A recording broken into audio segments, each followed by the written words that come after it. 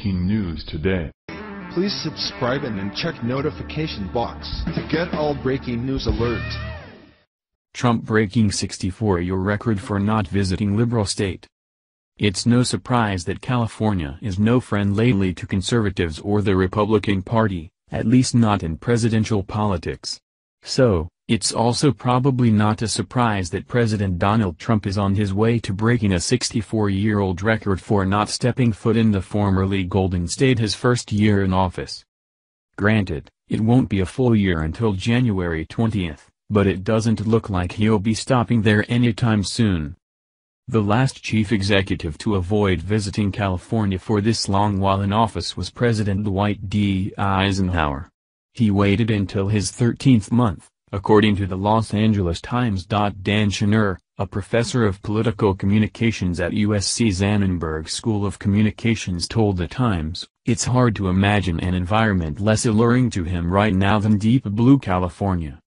He continued, "He'll get here eventually, but we probably shouldn't hold our breath that it's coming anytime soon. There's some good reason for that. As the Los Angeles Times puts it, it's ground zero for the resistance, if there really is a resistance." But let's face it, liberals absolutely hate the fact that Trump is in office. California may or may not be ground zero for the resistance, but it most certainly is ground zero for American liberalism. After all, Californians overwhelmingly voted for their grand champion, Hillary Clinton, in 2016, with over 8 million votes.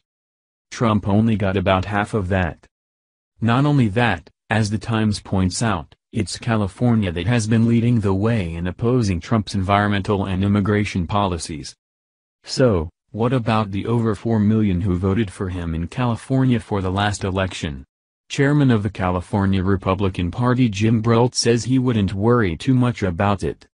"The president has a lot of things he has to do," he told the Times. "We Californians are okay. We are used to being on the far end." He continued, "He's the first president that's got significant tax reform and restructured the federal courts in his first year. We'll trade that for a visit to California anytime." I agree with Brault. Trump has been pretty busy this year.